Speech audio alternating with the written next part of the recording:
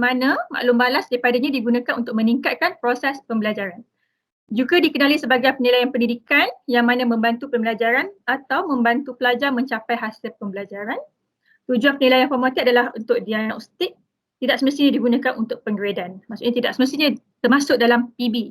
Jadi dia contohnya macam kita menjalankan pop quiz melalui Kahoot ke, melalui Quizlet ke, kan ada banyak elemen, banyak sangat tools web 2.0 yang kita boleh nilai pelajar. Ataupun kita boleh student buat mind map, kita bagi markah melalui mind map tersebut, bagi komen, melalui discussion, tapi semua tu tidak termasuk ke dalam PB. Kita nilai mereka mengikut subtopik tertentu sepanjang semester. Itu adalah penilaian formatif. Apa pula penilaian summative? Summative yang terkandung dalam PB kita.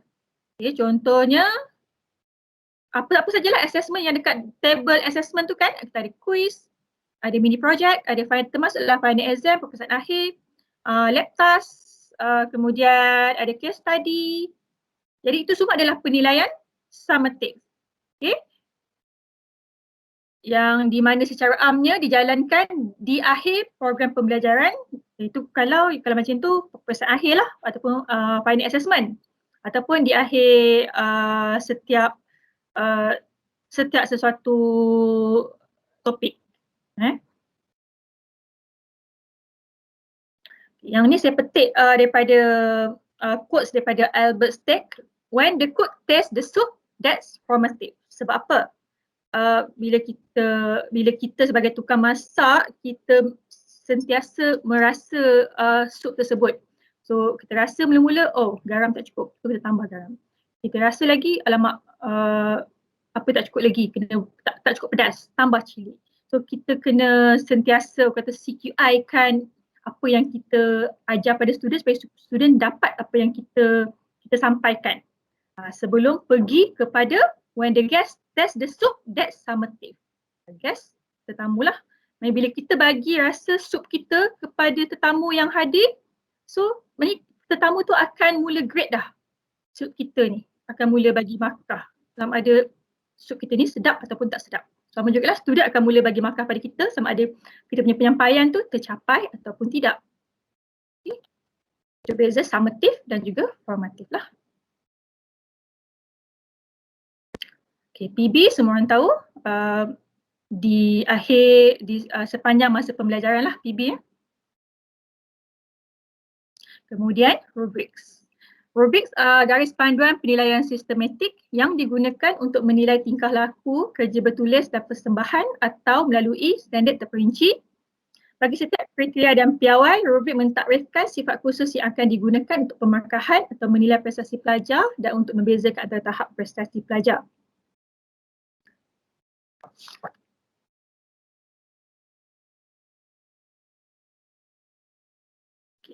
So yang ni contohnya rubrik untuk DFT 6014 FYP, semua orang pernah tengok lah rubrik ni. So ni contoh rubrik lah. Jadi kalau rubrik ni dia tak perlulah nak hafal dia punya terms-terms ni. Tak ada siapa pun nak tanya kita apa itu rubrik kan. Kita bukan nak jawab exam. Yang penting kita tahu macam mana cara nak membina rubrik tersebut. Okay, dan kita tahu apa itu rubrik. Kalau tahu tanya rubrik tu apa, kita boleh jawab lah. Rubrik tu contohnya macam ni. Yang mana rubrik mesti ada kat bawah ni kriteria dia, description dan juga skala penilaian 5, 4, 3, 2, 1. Okay, boleh buat skala 10 pun tak ada masalah. Nak buat skala 3 pun boleh. 3, 2, 1 saja pun boleh. Bergantung kepada khusus kita lah.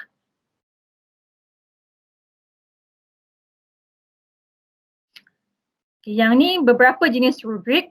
Tak penting pun. Cuma nak bagi tahu saja ada beberapa rubrik yang kita boleh buat. Jenis holistik, analitik, general, task specific. Kalau holistik,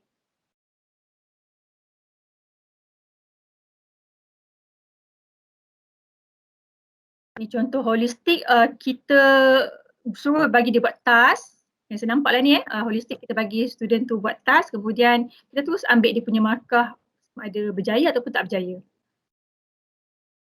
Kita boleh buat markah kalau besar sikit, kita boleh buatlah 10 markah macam tu. Tapi biasanya kita kita punya rubrik, kalau saya tengok kebanyakan pensyarah dia tak guna holistik lah.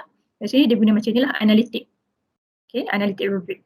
Dia ada beberapa skala dia lah, bermula dengan 5, 4, 3, 2, 1 lah kebiasaannya yang saya lihat. Okay, yang ni lagi bagus. Cuma beza analitik ni dia punya description dekat sini dia lebih kepada bersifat umum. Kalau contoh subjek yang teknikal macam subjek network, subjek software, kita subjek yang teknikal kan. So kita boleh buat rubrik yang jenis inilah task specific rubric. Unique to a specific task. Contoh berjaya tak crimping kabel tersebut. Kan? So kita buat rubrik 5, 4, 3, 2, 1 untuk bahagian buat cabling. Kemudian menyusun kabel-kabel ikut color. Ini bagi contoh yang berkenaan dengan network lah saya nampak kan. Contoh menyusun kabel-kabel ikut color. So apa dia punya berjaya ataupun tak bagi skala untuk student. Jadi dia punya konsep tu sama juga dengan analitik rubrik ni. Cuma berbeza dari segi konten di belah dalam sajalah, dia punya description di belah dalam.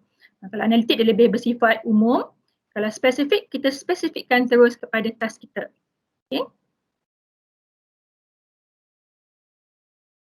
Kemudian yang ni semua tahu kita ada beberapa domain untuk kita menilai pelajar. Kita ada domain C, kognitif, kita ada domain psikomotor dan juga kita ada domain efektif. C ni adalah lebih kepada head. Okay. Involve knowledge and development of intellectual skills. Lebih kepada kita nak menilai pelajar tu faham ataupun tak dari segi pemakahan. Okay, dia dapat jawab dengan betul, dapatlah 2 markah. Macam soalan final exam lah kan. Dapat soalan ni betul, 2 markah. Salah, kosong ataupun separuh markah ke, tu adalah kognitif lah. Psikomotor ni mesti kena ada rubrik. Okay?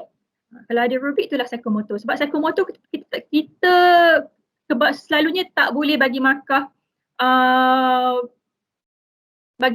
dia punya skill tu betul ataupun salah.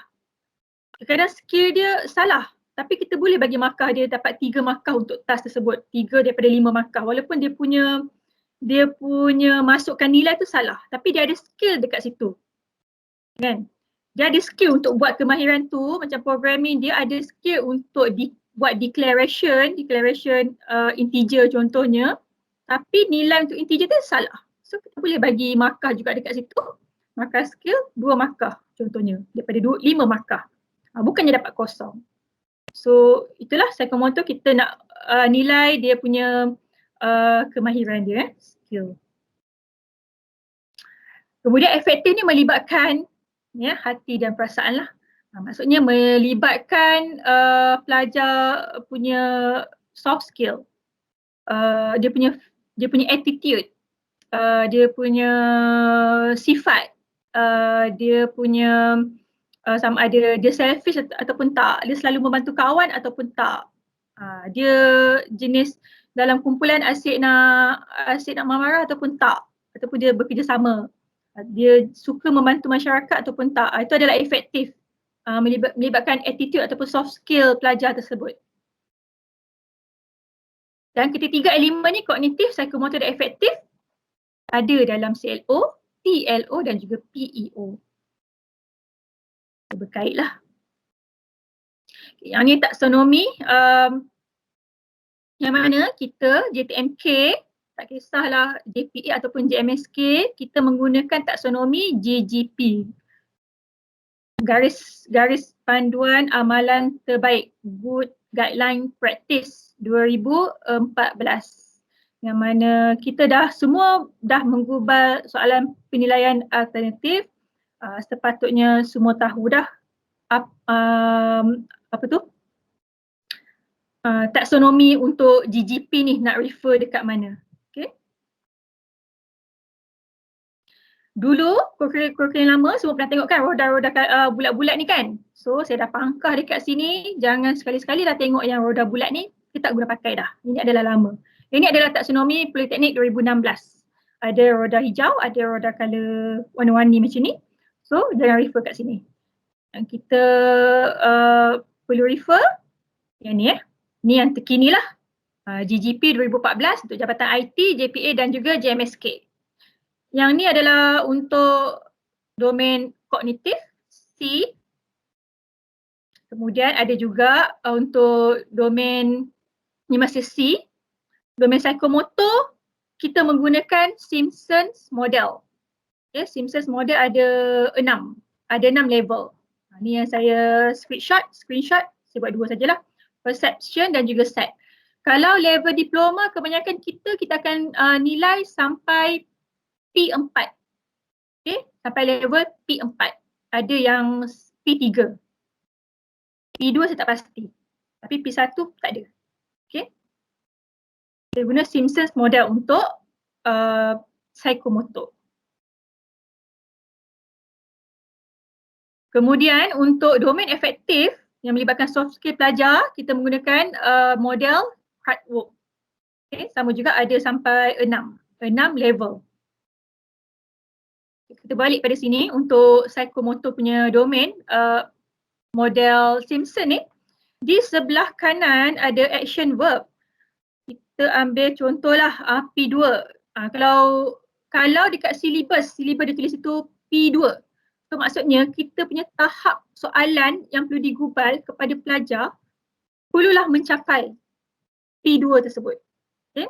Jadi kita boleh refer pada verb dekat sebelah kanan ni. Verb dia arrange, begins, display, explain, get, set, move, prepare, proceed, react, show, states, volunteer, respond, start. So kalau ada verb-verb yang ni yang berkaitan dengan kita punya soalan pun tak apa, tak ada masalah, tapi mesti orang kata sama level lah dengan level set ni. Contohnya saya screenshot sampai 2 saja ni. Di sini ada kod, kejap.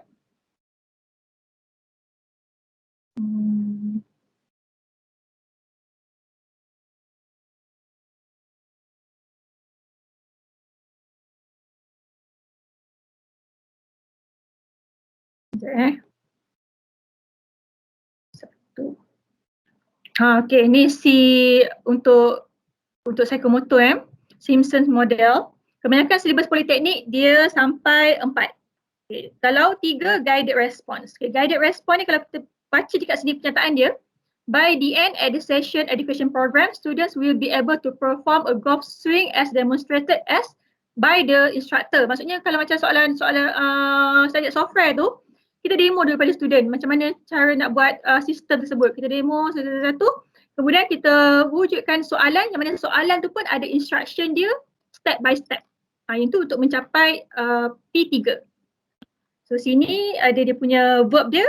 Kita macam kalau ICS tu assemble PC kan. Nak masukkan balik komponen-komponen hard disk, RAM, lepas tu power supply ke dalam PC. So kita mesti demo pada student dulu. Ataupun kita tunjuk video YouTube, demo satu-satu. Macam nak masuk sini nak screw macam mana. Lepas tu kita suruh student buat. So guided response lah. Dan pada soalan tu pun ada menyatakan step by step instruction juga. Step by step dia. First kena screw, second kena apa. Tu guided response. Kalau mechanism, sama juga kan. Dekat atas ada assemble, dekat P4 pun ada assemble juga. So sama. Tapi kalau mechanism ni, kita punya soalan tu tak perlu terlalu, sebab student dah tahu, tapi soalan kita tu tak perlu terlalu detail sangat nak pergi juga step by step. Step pertama apa, step kedua apa, tak perlu. Kita hanya boleh bagi dia punya guideline secara umum sahaja. Okay. By the end of the biology program, students will be able to assemble laboratory equipment appropriate for experiment. Okay. Itulah maksud dia kalau P4 ni. Dia berbezalah dengan P3. Okay. Saya tak tahulah saya tengah ni boleh nampak ke tak ni. Contohlah kalau dalam silibus tu pada level P tu ada nilai 2. Satu practical task, satu lagi case study. Okay. Ataupun practical task dan juga PBT. Practical task tu kita buat soalan dia macam P3. Kita bagi dia step by step. Nak ajar dulu kan? Step by step. And then untuk case study ataupun PBT tu tak perlu nak bagi step by step dah. Kita terus, sebab student dah buat dah pada practical task, dia dah tahu dah pun. So pada PBT kita terus bagi soalan-soalan yang umum, so student buat soalan. student jawab soalan tersebut. Bolehlah, so mencapailah untuk CLO2 tu level P4. Okay.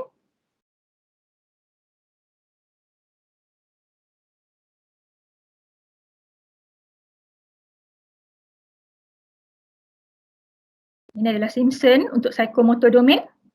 Kemudian untuk affective domain, sekejap lagi saya detailkan.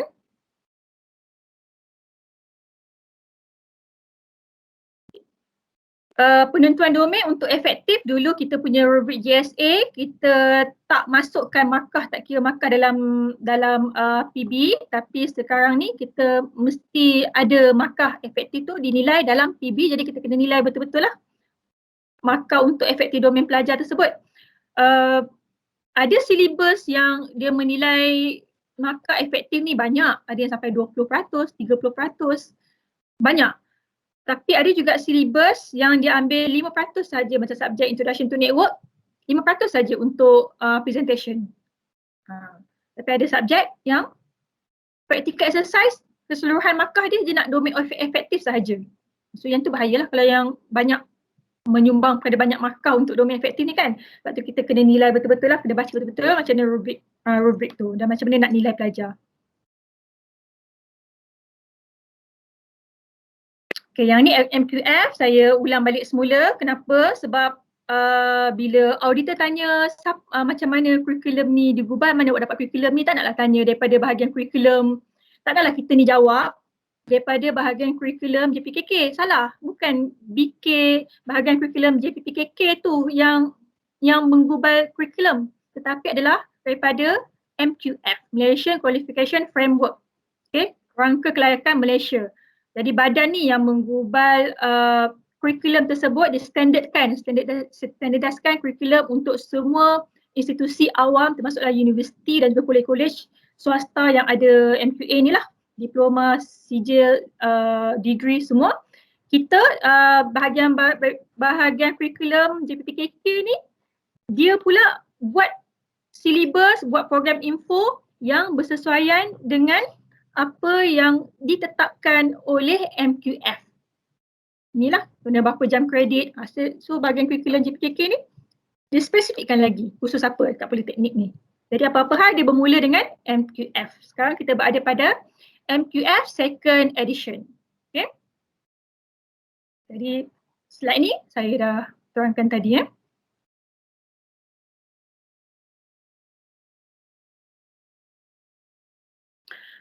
Surat Perkeliling MQA bilangan 2 2018, pemakaian kerangka kelayakan Malaysia, edisi kedua pada item nombor 4, okay, Roman 3, perlu menambah baik dan menyusun semula 8 domain hasil pembelajaran ke dalam 5 kluster pembelajaran. Lepas itulah untuk silibus Jun 2019 ada pula kluster-kluster. Tak ada dah learning domain.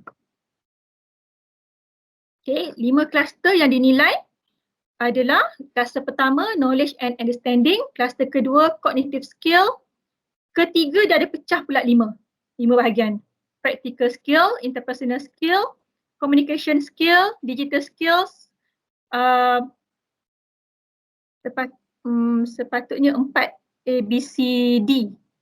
Dia dah tersilap number ni maaf sepatutnya practical skill yang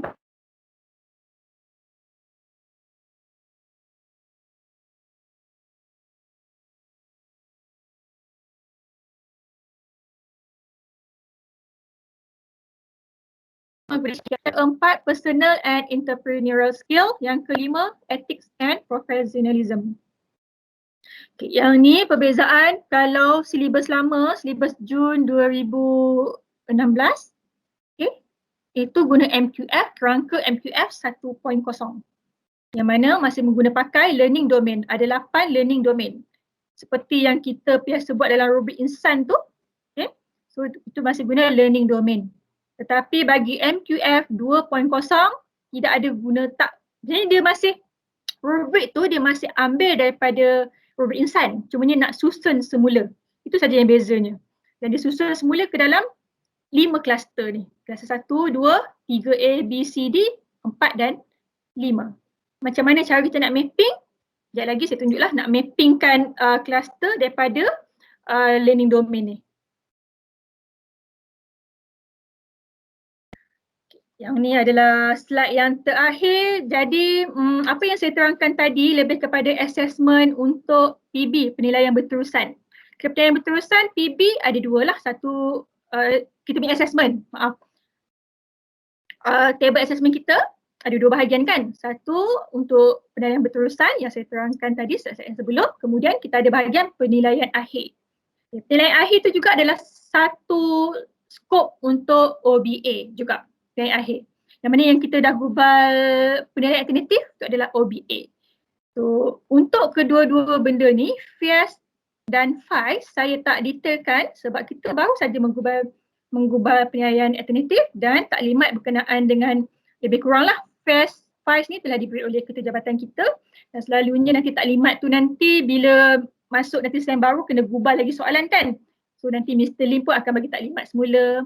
KJ, JTMK pun akan bagi taklimat semula, so dia lebih bagus kat situ lah bagi taklimat dan terus praktikalnya buat. Kalau sekadar dengar saja tak dapat apa-apalah kan. Dan kita pun baru selepas buat pilihan alternatif, so semua saya rasa dah mantap dah kat situ. Kemudian di bawah ni CIS dan juga KAIS pun salah satu daripada elemen OBA juga. Okay.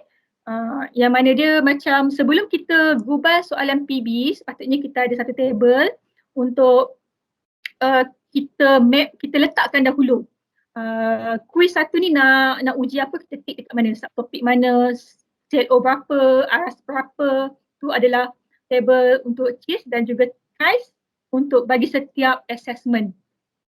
Yang ni pun saya tak sentuh untuk hari ini sebab tak praktikal kalau saya sekadar bagi talk tanpa buat secara praktikalnya. Dia lebih bagus lepas bagi talk terus buat table KAIS tersebut. Jadi kalau nak nanti unit OBE boleh arrange satu lagi slot lah untuk terus talk KAIS dan juga buat terus table KAIS tersebut dan hantar. Itu lebih praktikalnya. Okey. Jadi kita dah habis untuk slide OBA secara teorinya lah, belum masuk bahagian praktikal lagi.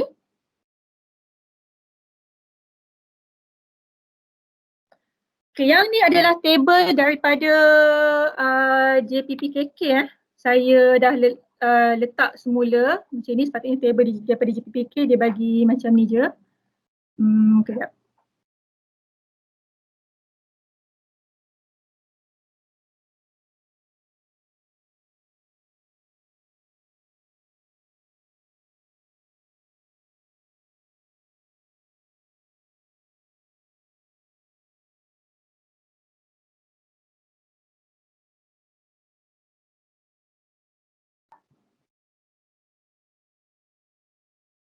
Okay, so yang ni yang daripada masa taklimat Aziz dahulu, okay, slide interpretasi kurikulum masa Encik Aziz daripada JPKK datang ke PBU kan, dia bagi taklimat interpretasi kurikulum, so dia sentuhkan sikit.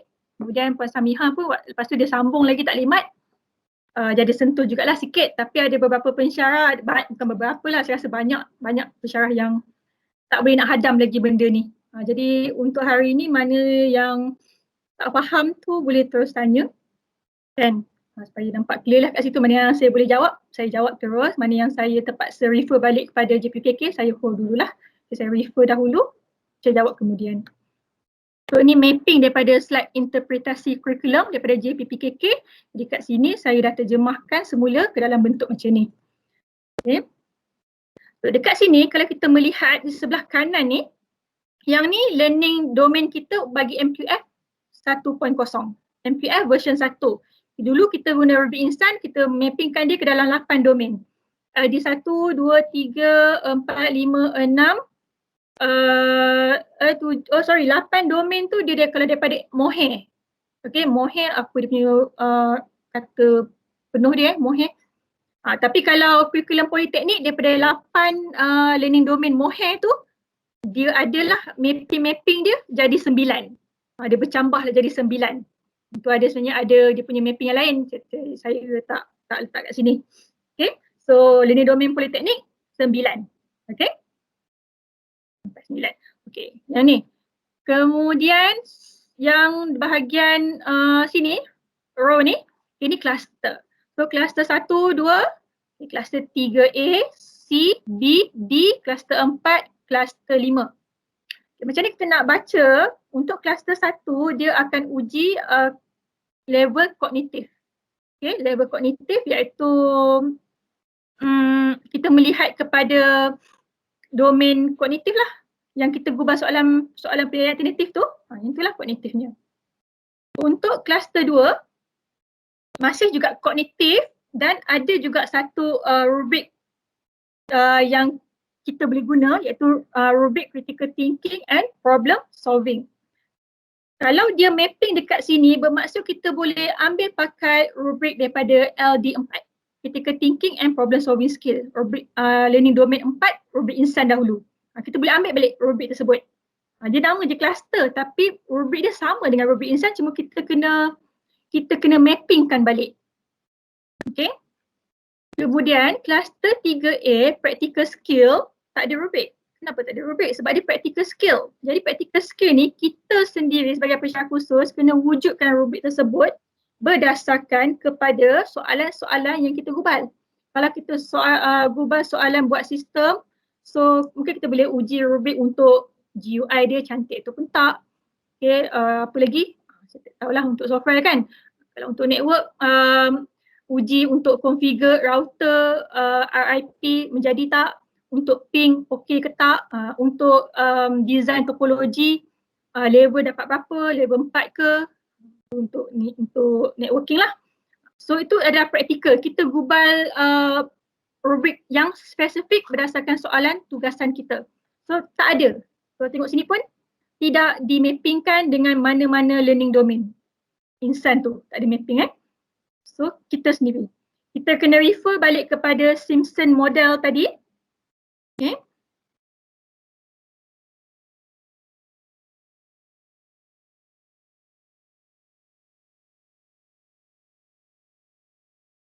Yang mana slide saya tadi? Slide saya dah hilang dah. Kita kena refer balik kepada Simpson model tadi yang saya terangkan tadi untuk kita tengok level dia kan, untuk menggubal untuk membangunkan rubrik untuk psikomotor ni. Okay, cluster 3C pula, digital and numeracy skill, dia mapping dekat mana? Dekat sini. Dekat sini, ke information management skill. Okay, pada LD6 dia ada dua. Dia ada dua, information management and lifelong learning skill. Tapi untuk LD6 ni dipecahkan kepada 3 bahagian. Ada sebahagian rubrik dia akan masuk dekat bahagian cluster 3C. Okay, sebahagian rubrik pada LD6 ni dia masukkan ke dalam cluster 3C. Sebahagian lagi dia pergi kepada cluster 3D. Sebahagian lagi dia pergi pula kepada kluster 4. Jadi kita tahulah nak kena ambil yang bahagian mana satu. Dia pecahkan pada 3. Dia bezalah kalau dengan yang ni tadi. Cognitive skill ni dia sebab dia tak ada pecah mana-mana kan. Tengok sini.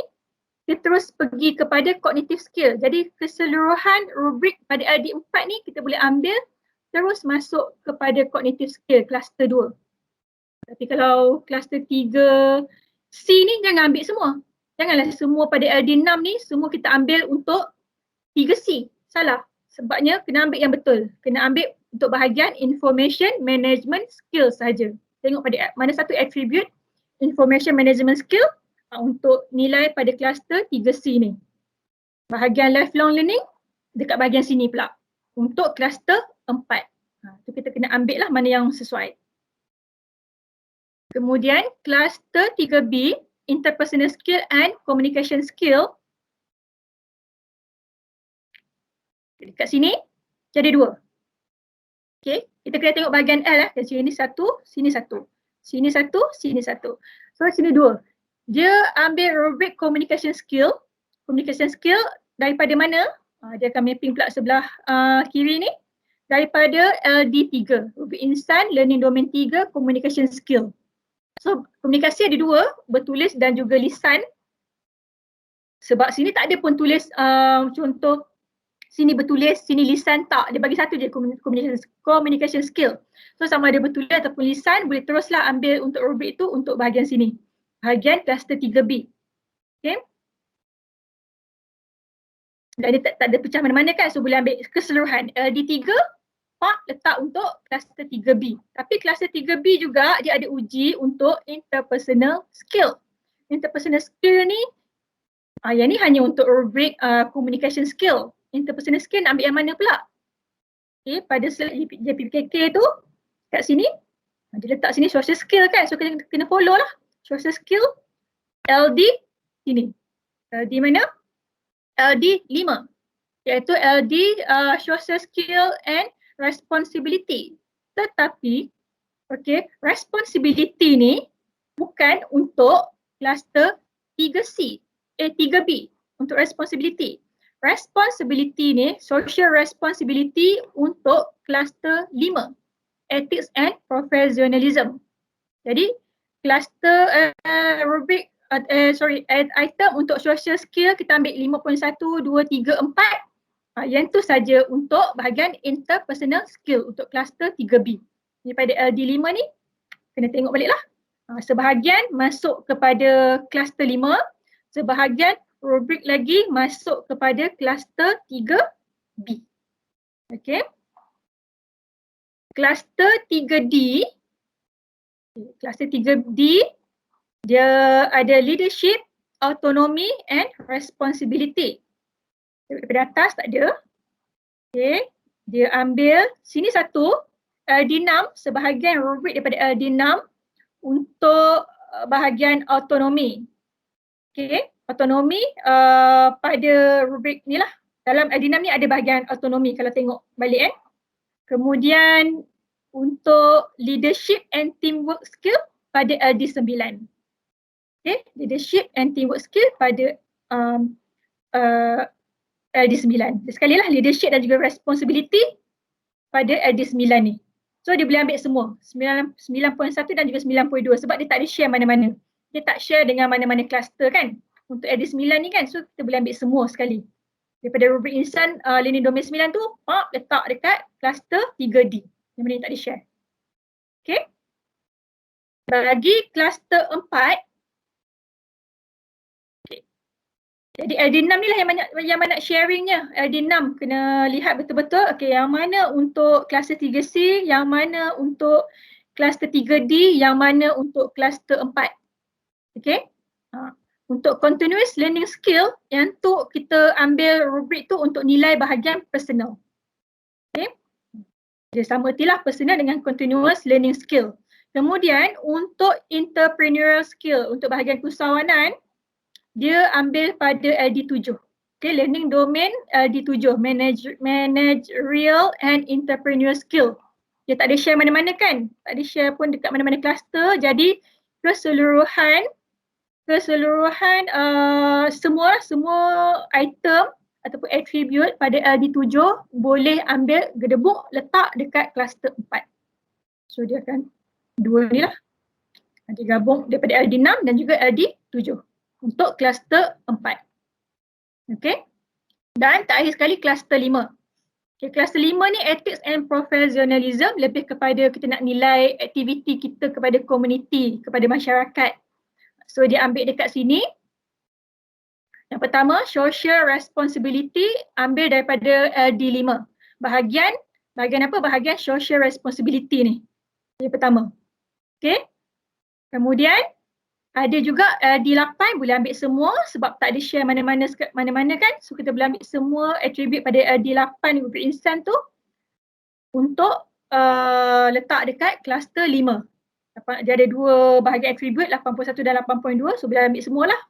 Itu professionalism, ethics and moral. So untuk kluster 5. Yang ni cara kita nak melihat mapping yang daripada JPPKK bagi ni, daripada slide interpretasi kurikulum yang Aziz sampaikan dahulu dan juga yang Puan Samihah sampaikan dekat Dewan dahulu. So ini saya ulang semula macam mana kita nak melihat mapping ni. Saya buat baru yang colourful sikit supaya lebih nampak. Jadi nampak ke tak soalan saya? Nampak ke? Faham tak cara nak baca mapping ni? Nampak. Orang je nampak yang lain. Saya risau ni kalau tak nampak ni. Sebabnya waktu PKP hari tu punya banyaklah penjara-penjara yang bagi mesej ni betul ke macam ni nak mapping. Ada yang sampai khusus tu saya terpaksa buat video bagi tunjuk macam mana ni semua kan. Sebab semua tak nak baca lagi macam mana nak mapping ni. So boleh ke? Kalau tak faham, kalau tak nampak tanya, bagi tahulah. Saya pun tak tahulah saya punya penyampaian ni setakat mana, jelas ke tak jelas kan.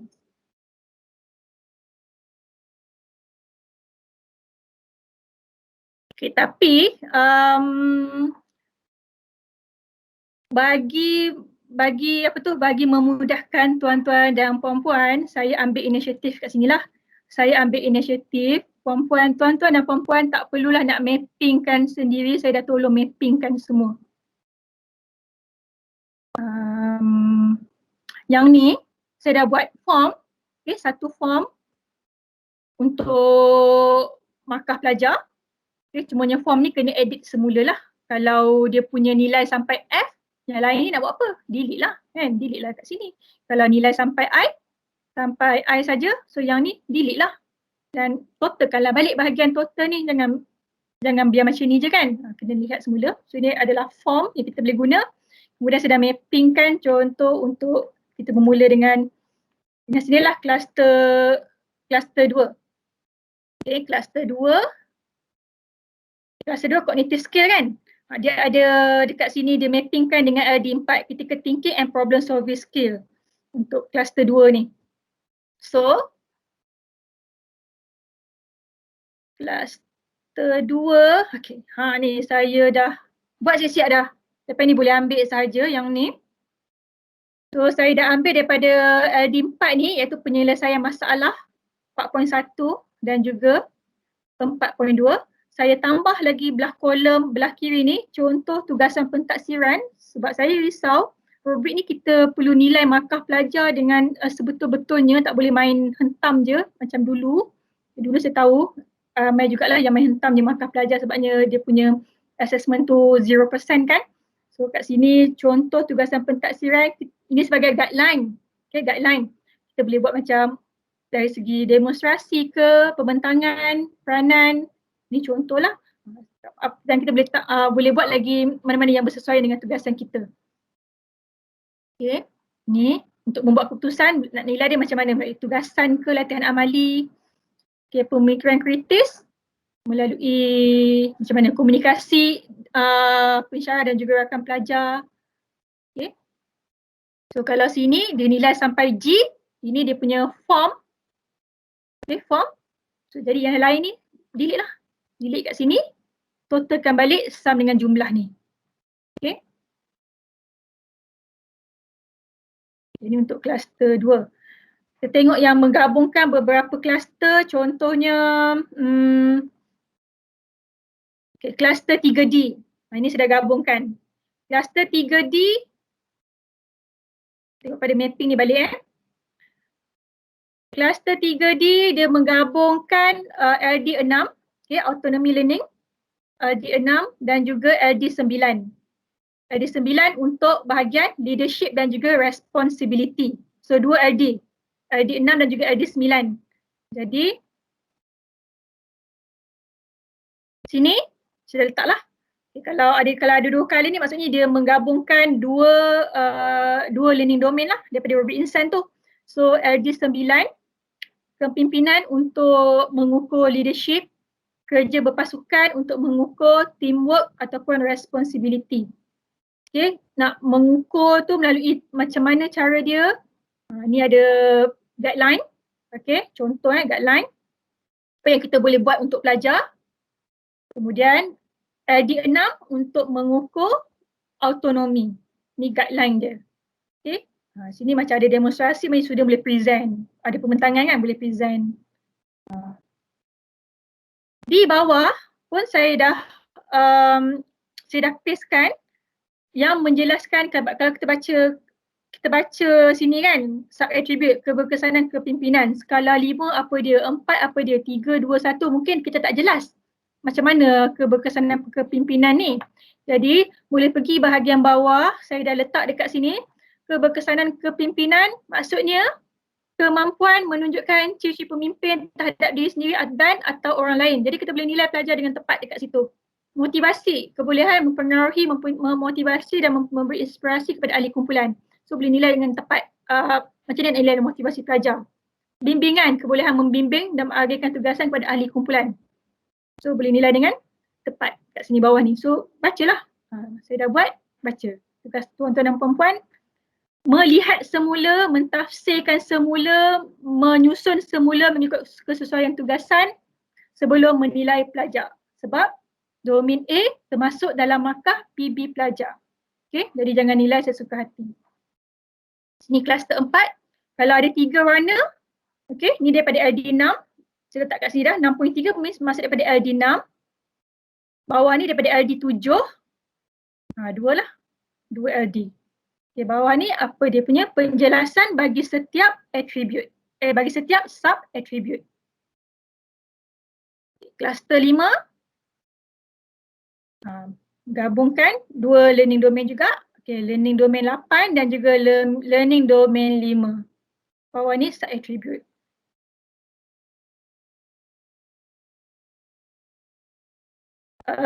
Sikit tentang kalau tengok mapping ni, bahagian cluster cognitive skill ni, dia kognitif tetapi dia ada rubrik. Rubrik dia adalah rubrik critical thinking and problem solving skill. Tapi dia cognitive skill. Cognitive skill means kita ada skema. Sama juga dengan cluster 1 ni. Dia ada skema. Okay. Jawapan dia 3 markah. So student jawab betul 3 markah. Kalau jawab betul salah 2 markah ke salah semua kosong, jadi skema. Tapi untuk kluster 2 selain kita boleh bagi markah kognitif, RSC kan boleh bagi markah kognitif, kita juga ada rubrik dia lah. Rubrik untuk critical thinking and problem solving skill. Kat rubrik yang ni pun kluster 2 ni adalah untuk menilai C juga. Okay. Dan saya ada juga call bahagian GPK, saya ada call Aziz. Aziz kata sebenarnya dalam rubrik ni, kluster 1, kluster 2 untuk nilai kognitif, kluster 3A dan 3C sebab tu saya letak dekat-dekat ni dan warna dia warna pink. Sebab kluster 3C ni adalah untuk menilai praktikal. Dia bukan A, bukan domain A. Dia untuk menilai domain praktikal. Okay. Dan yang warna kelabu ni, yang ni adalah untuk menilai domain A. Okay. 3B, kluster 3B, 3D, kluster 4, kluster 5 untuk domain A.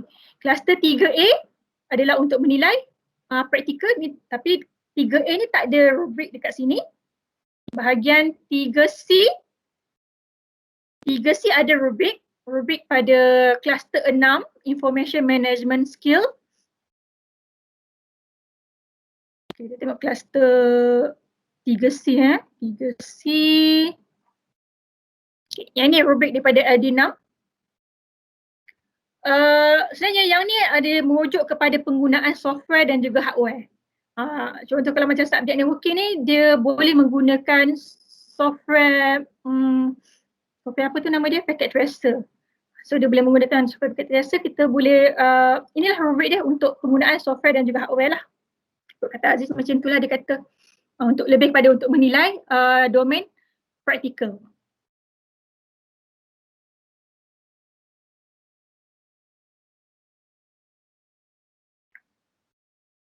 Okay, soalan, bila kita nak gubal soalan untuk domain A ni, kat sini saya dah paste dah. Kalau tadi saya kata domain A, kita rujuk kepada Kraftwerk punya model kan? Model Kraftwerk. Kalau domain C, Simpson. Ni C. Okay, ni C, Simpson. Saya dah bagi tahu tadi, kalau level politeknik, syllabus dia selalunya saya melihat kita pada P3 dan juga P4. Ada certain kot P2. Tapi kebanyakannya kalau network tu P3, P4. Okay. Dan ni dia punya verb lah. Verb dekat tepi ni apa untuk kita guideline soalan practical task jenis mana yang sesuai berdasarkan verb ni. Sama juga dengan efektif. ada verb dia dekat sebelah ni. Okay. Kalau silibus politeknik selalunya sampai A3. Ada juga sampai A2 lah. A2, A3. A1 saya tak pernah jumpa lagi. Rasanya tak pernah tengok lagi. A2, A1. So dekat sini, kalau A2, responding. Kita boleh nilai dari segi verb dia, write ke ataupun reports. Mana-mana, kita tengoklah mana-mana yang sesuai. Okay. Kemudian kalau A3, student demonstrate, explain, reports. Okay. Ini untuk A3. Okay. Kemudian untuk yang rubrik yang saya nyatakan ni, tidak semestinya tuan-tuan dan puan-puan kena ambil semua tau. Tak. Ini guideline. Contoh kluster 3 ni, dia ada 9.1 kepimpinan kerja berpasukan. Okey, 91 kepimpinan ni ada A, B dan C. Bukannya nak kena buat soalan tu, anda nak nilai pelajar, kena semua. Kena ambil A, B dan C. Tak. Kita boleh pilih berdasarkan soalan yang kita gubal. Kalau rasa kita gubal tu tak sesuai untuk nilai motivasi pelajar. So, apa lagi? Delete je lah. Bahagian B motivasi ni, delete. Tak masalah, boleh delete. Okay. Kemudian untuk kerja berpasukan, tak sesuai untuk menghormati dan juga menerima pendapat. So, delete yang ni. So, bukan kena ambil semua. Tak wajib ambil semua. Cumanya perlu selaraskan Perlu selaraskan melalui penyelaras khusus. Okay, penyelaras khusus kena sit down dengan semua pensyarah yang mengajar, bincang atribut mana yang nak ambil, atribut mana yang nak buang, selaraskan. Jangan sampai ada kelas A, ambil A sampai G. Kelas B, A sampai F sahaja dia punya atribut. Tak boleh. Okay. Kalau kelas ada 4 kelas A, B, C, D, jadi A, B, C, D perlu ambil atribut yang sama sebab soalan semua pakai soalan yang sama kan. So mesti atribut yang sama. So duduk berbincang pensyarah khusus dan juga penyelaras khusus. Dan tak perlu ambil semua. Boleh delete mana yang tidak sesuai dengan soalan yang anda gubal. Okey, saya rasa yang ni yang pasal mapping. Jadi ada soalan tak macam mana nak baca kluster ni sebelum kita pergi kepada sharing knowledge kepada 5 kursus yang saya nyatakan dalam WhatsApp tadi. Kita nak lihat saja macam mana dia orang buat, mungkin dapat idea lah kan. Sebabnya kalau saya nak bagi idea sesatu untuk setiap kursus, tak mungkinlah saya pun sepandai itu kan. Jadi kita KP ni kalau macam tak sure, datang jumpa KP, kita boleh bagi macam proses penambahbaikan. Fida, aku buat macam ni betul tak? Kita bagi proses penambahbaikan. Tapi kalau tanya Fida, macam mana nak buat soalan ni macam ni? Saya boleh jawab secara general je lah.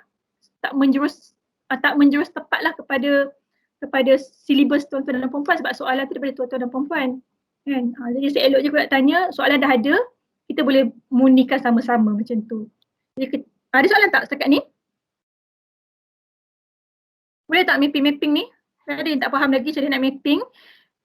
Untuk yang dah biasa mengajar SEM 1, SEM 2, SEM 3 yang dah mengajar silibus baru, mungkin dia hanya perlu mengisi mana-mana yang dia tak berapa clear selama hari ini kan. Sebab dia dah buat benda ni. So mana yang tak clear, okay, mungkin dia boleh clearkan kat situ. Saya risau dekat pensyarah yang tak pernah mengajar silibus baru ni. Yang selalu mengajar SEM 4, SEM 5. Kan?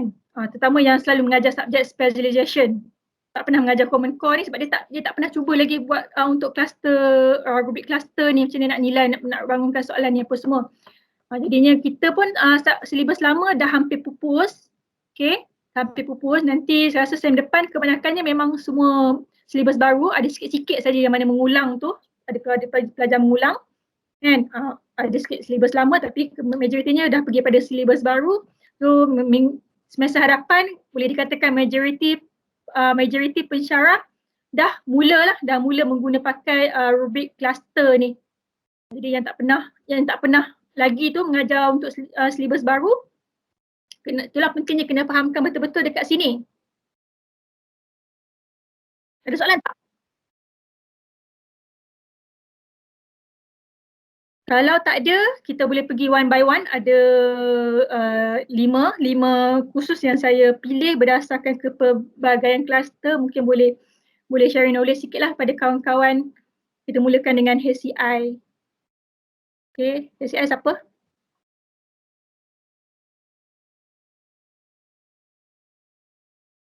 Saya terangkan sikit lah. Contoh HCI ni dia ada CLO2, kluster 3D. So kluster 3 ni rubrik Saya dah siap buat dekat sini.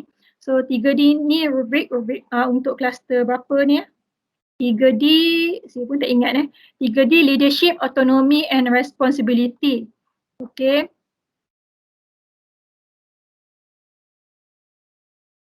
Jadi dekat sini, HCI, kluster 3D dia mappingkan dekat problem based exercise. Satu lagi kluster 5. Kluster 5 ni ethics, ethics and professionalism. Dia mappingkan dekat mana? Dekat case study presentation. Siapa yang nak mungkin boleh share sikit kat kawan-kawan?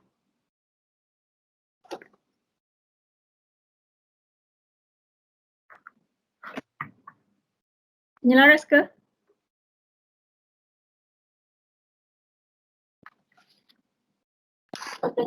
Okey, siapa yang nak share untuk dia punya khusus yang dipilih tadi oleh Puan Fida? Puan Fida mula dengan apa tadi? HCI. HCI ya. Ataupun saya share dululah untuk yang CSA. Okey, siapa ni Puan Salina? Ya, ya. Okey. Okey, sekejap ya.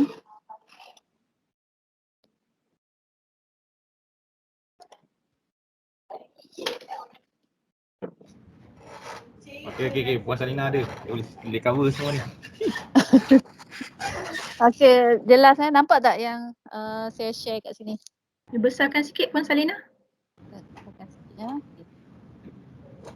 Okey, yang ni saya buat untuk sama-sama lah Cik Nasrul. Dah buat. Laras. Saya pergi sebelah hantar ni depan tak tadi. Okey. Kita lari mai sini tak.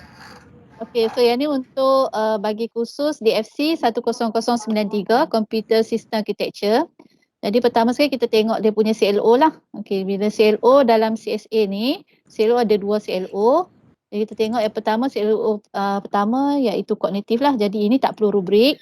Jadi kalau tengok sini CLO 2 dia ada A2. Ada efektif lah. Bila ada efektif maksud dia kita memerlukan rubrik. Jadi kita tengok pula kepada table yang perkara yang 15 dalam silibus. Jadi CLO 2 ni kluster 3B. Domain taksonomi dia adalah A2. Jadi bermaksud kita boleh tanyakan soalan hingga ke aras A2 lah. Okey, kalau 3B ni bermaksud betul tak? Okey. Jadi 3B ni adalah interpersonal and communication skill. Okey. Jadi kalau tengok kat sini CLO 2 apa yang continuous assessment yang terlibat kat sini adalah PBT. Okey. Jadi PBT sini ada 2. Maksud PBT ni kedua-dua PBT memerlukan CLO C2. Dia akan ukur CLO 2. Okey. Kluster adalah 3B. Jadi kita tengok pula dalam silibus tu lah bahagian apa tu orang panggil? Kandungan tu kan. Jadi kat sini kalau kita tengok untuk PBT ada 2. Jadi fokus topik adalah topik 3. Okey, jadi topik 3 ni kita tengok pula. Topik 3 di mana yang CLO 2 diukur. Jadi kalau kat sini dalam 3.1. 3.1 jadi kita pilih ini sebagai PBT 1 lah. Okey. Kemudian sini CLO 2. CLO 2 demonstrate simple program in assembly language. Jadi ini kita pilih sebagai PBT 2 sebab ada 2 PBT kat situ. Okey, jadi kita memenuhilah kehendak sini.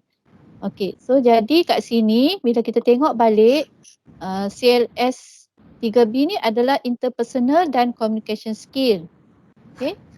Interpersonal and communication skill dalam yang mapping antara MQF version 1 dan MQF version 2. Jadi kat sini yang dipilih adalah social skill iaitu LD5 dan juga communication skill LD3. kan. Okey, seperti yang Puan Fida dah tunjuk tadi. Jadi kat sini maksud dia untuk 3B rubrik PBT, kedua-dua PBT kita akan nilai LD3 dan LD5. Okey, betul tak Puan Fida? Betul. Okey, kemudian sekejap saya nak share yang rubrik tu.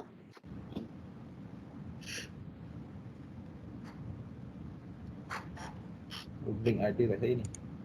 Ada. Yang ni. Okey, jadi kat sini nampak tak? Okey, jadi macam tadilah rubrik yang dipilih kami setelah duduklah. Yang ni hasil perbincangan lah sebab kita seperti yang Puan Fida cakap tadi kita kena selaras kan. Jadi di sini kita pilih LD3 dan LD5. Di mana LD3 ni adalah kemahiran komunikasi, jadi kita pilih 3.1 dan 3.2. Okey. Kemudian untuk rubrik LD5 ni kita pilih 5.1, 5.2, 5.3 dan 5.4. Okey, jadi disebabkan kita adalah hasil gabungan antara LD3 dan LD5. Okey, jadi kita akan buat sebagai total lah. Okey, total di mana LD3 dan LD5. Dalam kes ni kami sepakat untuk mengambil LD3 50% dan LD3 50%, LD5 pun 50%. Jadi kami dapatkan separuh-separuh lah. Ini adalah mengikut penyelaras khusus, hasil perbincangan antara penyelaras khusus dan pensyarah-pensyarah khusus yang mengajar subjek yang sama lah. Okey. Ini adalah rubrik tu lah. Ataupun nak tengok juga tak bentuk soalan yang kami hasilkan untuk CSA tu? Boleh tunjuk. Okey. Tunjuk boleh kami tengok. Kat Google Sekejap, Drive. Kat Ya? kat Google Drive ada. Yang Rasa ada Ustaz.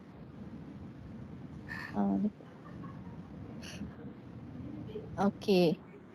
So ini adalah contoh PBT 1 yang telah kami hasilkan. Okey. Jadi kat sini kita pilihlah, jadi total dia adalah LO2A yang kita nak ukur 100. Kat sini kita pilih LD3 50%, LD5 pun 50%. Jadi ini adalah antara bentuk soalan yang kita buat untuk PBT 1. Okey. Jadi kita minta dia discuss, lepas tu based on discussion report, kita minta dia present lah, prepare the slide and present your work. Okey. Okey, saya menyampuk sikit. Kalau tuan-tuan dan puan-puan tengok pada soalan CSA ni, walaupun soalan sebab dia apa, practical based exercise Puan Salina? Yang ni PBT. Problem based task.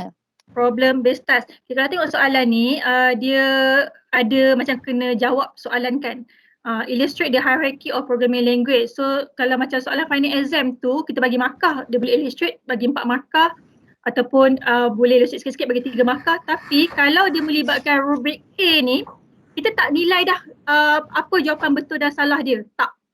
Kita nilai melalui dia punya kebolehan. Faham tak? Gila. Maksudnya dia tak perlu nak bagi soalan nombor 1 ni berapa markah, 2 berapa markah, tak. Dia akan tengok merangkumi semua soalan, kemudian bagi markah pada rubrik. Dia bukan nilai based on, maksudnya macam ni lah kita buat projek FYP pelajar kan. Boleh pasangnya ni berapa markah, tak nilai kat situ lah, kita nilai akhirnya produk tu berjalan okey ataupun tak. Dia punya function tu okey ataupun tak, bagi markah rubrik. Walaupun soalan ni soalan yang boleh bagi markah pada setiap soalan. Kita tengok skill dia kot. Skill dia mungkin dia group kan. Teamwork dia macam mana, social skill dia tu kan. Betul. Itu saya pilih soalan tu. Ya. Izinkan saya celah sikit. Sebenarnya pelaksanaan tu dilaksanakan kalau dalam kelas saya lah. Yang kita setuju hari tu, memang kita orang buat ni soalan ni berbentuk macam soalan final sebab nak lebihkan fokuskan kepada pelajar kepada silibus tu. Cuma penilaian tu kami tak ada pun exactly dia punya skema permarkahan macam mana. Cuma kami bantu menilai pelajar itu melalui rubrik yang telah Puan Salina tunjukkan tadi. So memang tak ada lah, bagi saya memang tak ada pun skema jawapan untuk silibus untuk aktiviti 1 dan 2 sebenarnya tak ada. So macam betul. Terus cakap penilaian. So antara benda yang kami nilai ialah komunikasi sosial macam mana. So saya ada record benda tu dalam tu, tapi saya tak reti nak paparkan kat sini. So memang ada, maksudnya budak tu dia tak hantar report apa-apa, cuma dia menyediakan sebab waktu pelaksanaan tu pelajar tu ada pada asalnya memang nak buat video conference kan, tapi bila pelaksanaan tu pelajar ada masalah dari segi data. Untuk jimatkan data, kami buat modus operasi dia, minta pelajar buat satu macam discussion dalam grup yang mana pensyarah yang menilai tu dia tengok video tu, berpandukan video tu dan dia bagi markah direct terus kat situ. Macam mana dia mengendalikan forum tu. So macam mana dia menilai benda-benda tu, macam mana dia mengendalikan ketua kumpulan, menilai macam mana dia berinteraksi, macam tu lah. So sebab kekangankan benda tu, sepatutnya benda tu kita nilai nak nampak, tapi nak buat macam mana dah sesi orang kata apa, berjauhan. Tapi kalau kata kita buat penilaian tu, pelajar diberitahu kan rubrik tu. So that dia tak adalah dia kalau nak prepare jawapan kepada soalan tu. Dalam soalan tu kita akan sukakan sekali. Sukakan sekali rubrik. So kita dah nyatakan kita nilai ni benda yang ni. So pelajar dah faham. Dan even ada pelajar yang jawab pun salah, kita betulkan lah dalam forum, dalam kelas kita orang punya WhatsApp lah. Semua yang kita buat soalan tu supaya dia fokus kepada apa intipati dalam silibus yang topik tu lah. Topik 3 tu, sebab topik 3 ni memang susah sikit nak mengajarnya, biar kita bagi pelajar buat discussion kan. Untuk dia fokus, sebab kalau kita nak bagi dia topik tu dia present tak macam tak fokus, so kita bagi dia lebih fokus macam mana nak nilai dia, supaya dengan harapan soalan tu pun ada kaitan sikit-sikit dengan macam bentuk soalan final, supaya dia nampak pembayangan macam mana nak jawab soalan final. Asalnya tak tahulah final nak cancel kan. Macam tu lah. Ada soalan? Bagi penyalaras lain pula kot present. Okay, so Puan Salina ada lagi? Itu je lah. Ataupun kalau ada soalan-soalan yang kita rasa kita pun dah kekangan masa ni kan. Okay, kita tengok pada lagi satu contoh kot, kita bagi lagi satu contoh praktikal. Soalan apa? CSA juga? Yang lain lah. Kita tengok. Mungkin discrete math. Okay, discrete math boleh? Mantap.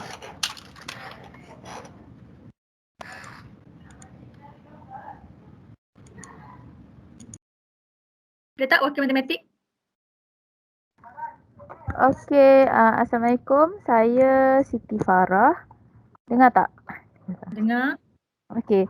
Saya selaku penyelaras discrete maths. Macam discrete maths, untuk CLO 3 dia ada kluster 3C. Kluster 3C Digital and Numeracy Skills. So untuk saya boleh share kan ni? Boleh kalau nak share. Kejap.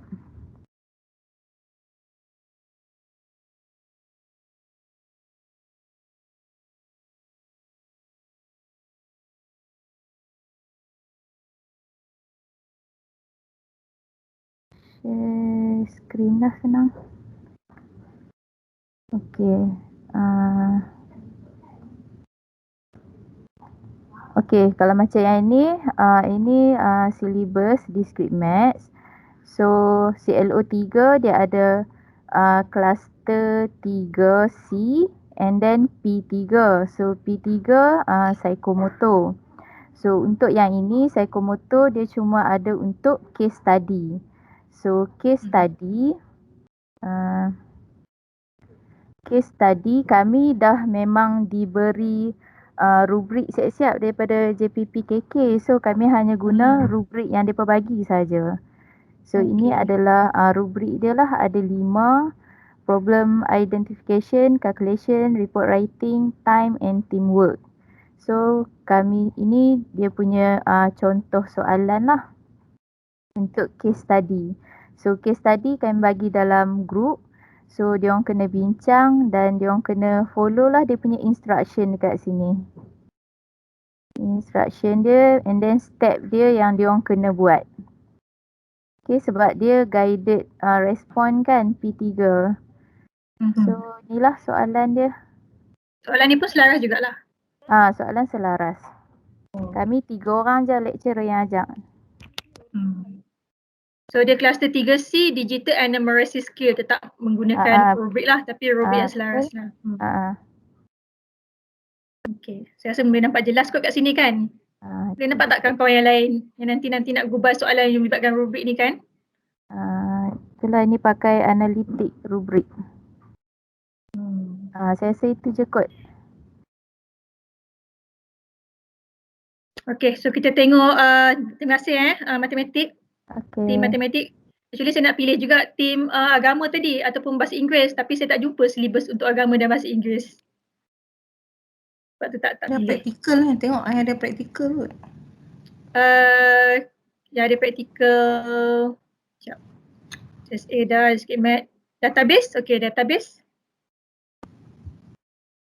Ada kluster 3A.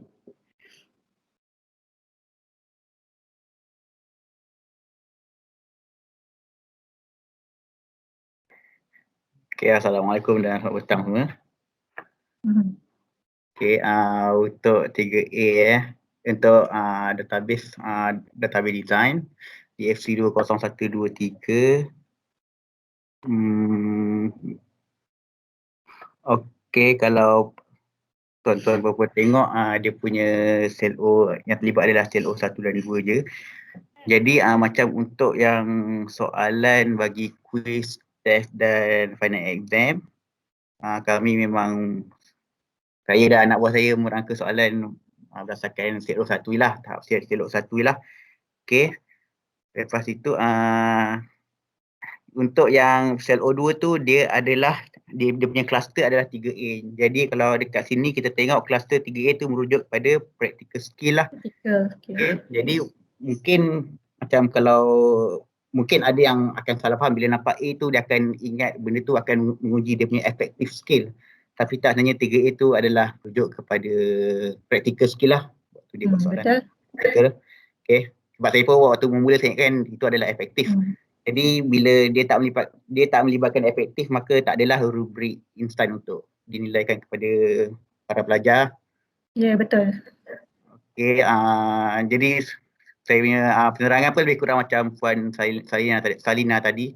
Okey, soalan SLO tu kita ikut kepada dalam silibus lah. Kalau silibus tu kan contohnya ada subtopik 3.1, 3 sampai 3.4 kan. Jadi tengoklah mana yang dalam subtopik tu adalah skill O2 lah. Jadi kita bagi soalan, contohnya dekat dalam silibus ni. Contohnya dekat dalam silibus ni yang skill O2 adalah untuk lab task dan juga lab task ada 4 dan juga kes study ada 2 lah. Jadi so kat sini menyumbang banyak kalau untuk database ni ada keempat-empat lab task dia. Tapi tak apalah dia uji rubrik praktikal kan. So betul lah tu lab task 4 rubrik praktikal. Kita sama-sama. Okay, jadi masa pun tak begitu kan. Jadi setakat itulah yang saya boleh share. Okay, ada beberapa soalan, ada yang penambahan boleh boleh share rubrik nak tengok, mungkin ada nak tengok sikit rubrik praktikal macam mana. Sebab rubrik praktikal dia tak ada dalam rubrik instan. So contoh rubrik praktikal untuk database. Okey, kejap Kat sini pun 3A praktikal saya tak letak lah apa-apa rubrik kan, gantung pada soalan. Pada kluster 3A praktikal skill saya letak saja yang Simpson model ni. Okey, kejap.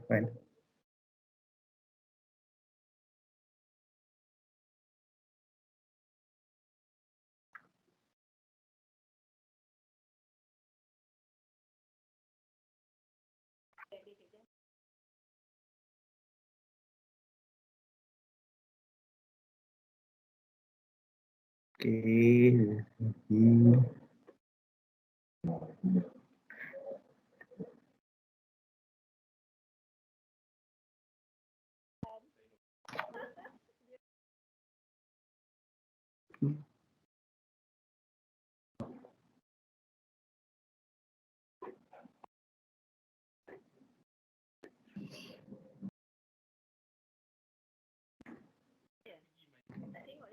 Okay, cukup.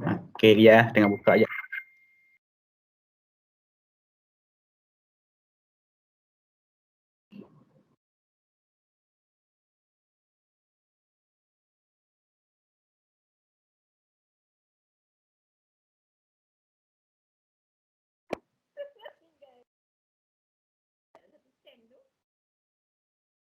Okay. Okay, jadi yang macam yang saya tengah tunjuk ini adalah rubrik bagi case study 2 lah, iaitu di mana para pelajar, okay, semua nampak ke apa yang saya beri ni? Nampak. Okay, di mana nampak. Okay, para pelajar perlu berbincang ataupun perlu membuat satu kajian lah, iaitu case study. Okay, yang ni adalah rubrik pemagahan yang diberilah. Okay, macam yang ni, okay, kita uji dia punya setiap aspek dan soalan tu lah. Okay, tanpa melibatkan dia punya effective skill lah. Okay. Dia punya lebih pada psychomotor lah. Psychomotor lah. Okay. Macam itulah yang kita tengok hasil kerja budak-budak lah. Okay, terima kasih Encik Kamal. Mungkin boleh pergi satu lagi subjek kot, sama ada security basic ataupun HCI. So, siapa nak security basic ke ataupun HCI?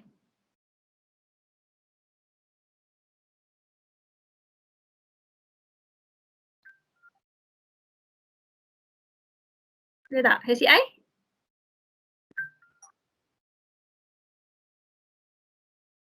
Okay, untuk ACI, ya Allah dah kemas kejap kejap.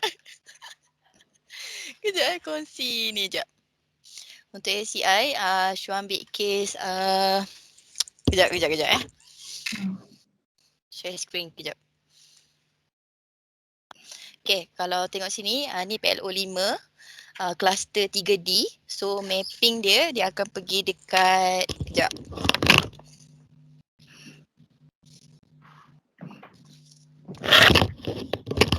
Okay, 3D dia leadership, autonomy dengan responsibility. So dia bila pergi kat LD 5, dia akan pergi kat leadership and teamwork. So saya punya subjek, kita orang sebabkan ada soalan and then ada markah, kami tukarkan soalan tu dalam bentuk rubrik and tambah dengan yang inilah, dengan rubrik insan kat bawah dia. So kami gabungkan jadi per 100. Sekejap maknanya ada gubal rubrik sendiri jugalah. Tapi berdasarkan soalan tu lah, sebab soalan tu kalau kita tak bagi markah macam tak adil pula untuk student kan. So kami bagi juga rubrik sendiri untuk soalan yang dijawab, and kami tambah juga dengan yang rubrik instan tu lah. Jadikan dia per 100. Cuba tengok rubrik jap. Sekejap Memang boleh saya ada tanya Encik Aziz juga. Kalau kita nak rubrik instan, memang macam mana pun kita kena ambil walaupun sedikit, tak semua attribute kita ambil ikut soalan lah. Nak pilih-pilih attribute pada rubrik instan tu boleh, tapi kena ambil juga, dan kita nak tambahkan dengan kita punya skema rubrik sendiri pun boleh, tapi perlu fokus kepada kluster. Kalau kluster leadership, autonomy dan juga responsibility, kena rubrik yang kita letak, yang kita nak buat sendiri tu, nak mix and match tu, perlu fokus pada leadership, autonomy dan juga responsibility lah. Jangan pergi buat rubrik untuk sikap pula. Sikap tu dah masuk pada kluster 5 kan, ethics dan juga professionalism. Jangan pergi kepada rubrik yang lain pula. Macam tu. Jangan pergi pada rubrik communication pula. So kalau nak buat rubrik sendiri, kena kepada kluster kita.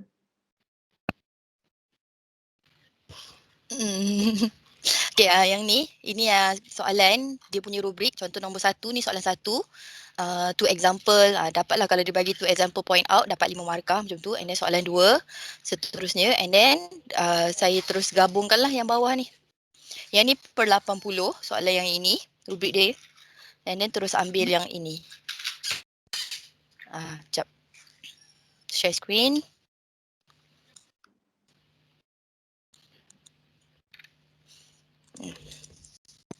Yang ini.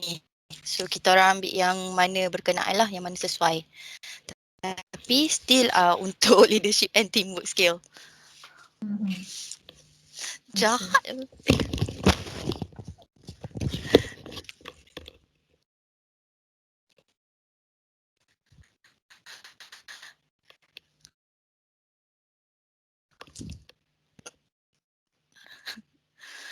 Aku tak dengar.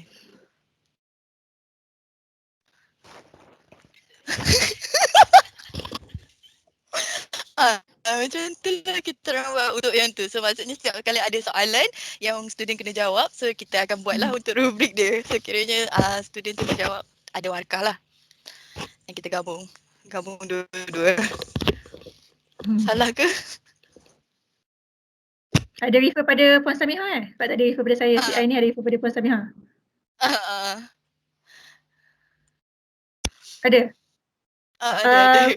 Rubrik kalau yang nak gabung-gabung tu refer pada KP dulu Kalau nak ambil terus daripada rubrik insan, okey boleh ambil terus, tak perlu refer KP pun. Cuma KP nak check lah soalan macam mana dia punya soalan untuk apa tu, untuk kluster tu, soalan yang digubah untuk case study ke PBT ke, KP nak tengok lah kan sesuai ataupun tak. Rubrik insan tak perlu refer pada KP dah. Saya pun dah selaraskan tadi tu saya punya template ni kan.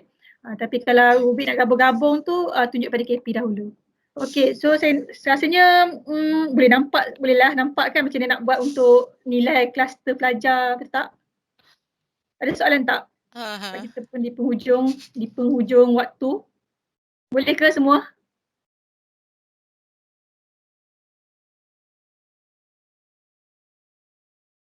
So, macam mana semua? Semua okey lah tu kot, tak ada soalan. Boleh, faham. So saya serahkan kepada Puan Salina lah. Okey, jadi alhamdulillah jadi kita dah selesai taklimat untuk sesi ni, di mana kita ada 4 bahagian kita buat tadi, di mana kita mula dengan pengenalan kepada OBE, kemudian kita ada kurikulum, kemudian kita masuk kepada assessment dan CQI lah. Okey, jadi mungkin selepas ni kita akan buat satu website. Okay, tim OBE akan buat satu website di mana kita akan share slide-slide untuk setiap bahagian dalam OBE ni. Okay, dan kita juga akan sertakan sekali FAQ berkaitan dengan OBE sebagai persediaan lah pada kita untuk untuk audit M2A nanti bulan 4 lah. Okey, jadi jika ada sebarang soalan ataupun apa-apa isu berkaitan dengan OBE, bolehlah berjumpa dengan ataupun inilah bertanya soalan pada tim OBE kami lah. Okey, jadi jika tak ada apa-apa soalan, maka saya tutuplah kita punya taklimat ni dengan suratul dengan tasbih kifarah. Okey, jadi kita selesailah. Kita akan jumpa lagi untuk next session berkaitan dengan kita akan buat selepas ni dengan bahagian teaching and learning. Okey, sekian. Terima kasih. Assalamualaikum. Waalaikumsalam.